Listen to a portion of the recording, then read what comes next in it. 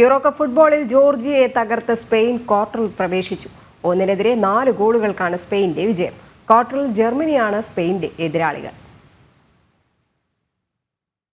പോർച്ചുഗലിനെ അട്ടിമറിച്ചെത്തിയ Georgian പോരാട്ട വീരത്തിന് തലയുയർത്തി മടങ്ങാം. പ്രീ ക്വാർട്ടറിൽ സ്പെയിനിന്റെ യുവനിരയുടെ ആക്രമണങ്ങൾക്ക് മുന്നിൽ ജോർജിയയ്ക്ക് പിടിച്ചു നിൽക്കാനായില്ല. ഒരു ഗോൾ വഴങ്ങിയതിന് ശേഷമാണ് സ്പെയിനിന്റെ ഗോൾ മഴ പിറന്നത്. മത്സരം ആരംഭിച്ചതു മുതൽ ഇരു കൂട്ടരുടെയും ആക്രമണങ്ങളാണ് കണ്ടത്. 18-ാം മിനിറ്റിൽ സ്പെയിനെ ഞെട്ടിച്ചുകൊണ്ട് ജോർജിയ മുന്നിലെത്തി.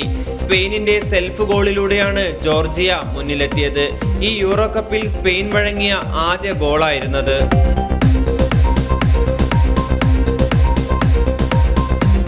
പിന്നീട് ഗോൾ തിരിച്ചടിക്കാൻ സ്പെയിൻ മുന്നേറ്റം ശക്തമാക്കി. ആദ്യ പകുതിയുടെ അവസാനം സ്പെയിൻ തിരിച്ചടിച്ചു. 38-ാം മിനിറ്റിൽ റോഡ്രി ഒരു ഉഗ്രൻ ഇടങ്കാലൻ ഷോട്ടിലൂടെ വലകുലുക്കി. രണ്ടാം പകുതിയുടെ തുടക്കത്തിൽ തന്നെ ലക്ഷ്യം കണ്ട സ്പെയിൻ മുന്നിലെത്തി. 51-ാം മിനിറ്റിൽ ഫാബിയൻ റൂയിസ് ആണ് സ്പാനിഷ് പടയ്ക്കായി രണ്ടാം ഗോൾ നേടിയത്. വലതു വിങ്ങിൽ നിന്ന് യമാൽ നൽകിയ ഉഗ്രൻ ക്രോസിന് പിന്നാലെ ഹെഡറിലൂടെ റൂയിസ് പന്ത് കൃത്യമായി വലയിലെത്തിച്ചു. മത്സരത്തിന്റെ 75-ാം മിനിറ്റിൽ സ്പെയിൻ 3-ാം ഗോളും കണ്ടെത്തി. കിടിലൻ കൗണ്ടർ അറ്റാക്കിലൂടെ നിക്കോ വില്യംസ് സ്പെയിനായി 3-ാം ഗോൾ നേടി. ഇടതുവിങ്ങിലൂടെ പന്തുമായി മുന്നേറിയ നിക്കോ പ്രതിരോധ താരത്തെ കബളിപ്പിച്ച് സുന്ദരമായി വലകുലുക്കി. പിന്നീട് ജോർജിയയ്ക്ക് മത്സരത്തിലേക്ക് തിരിച്ചു വരാനായില്ല.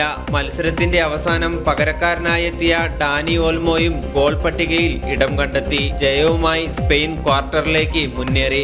ക്വാർട്ടറിൽ ജർമ്മനിയാണ് സ്പെയിനിന്റെ എതിരാളികൾ. സ്പോർട്സ് ഡെസ്ക്, ജനം.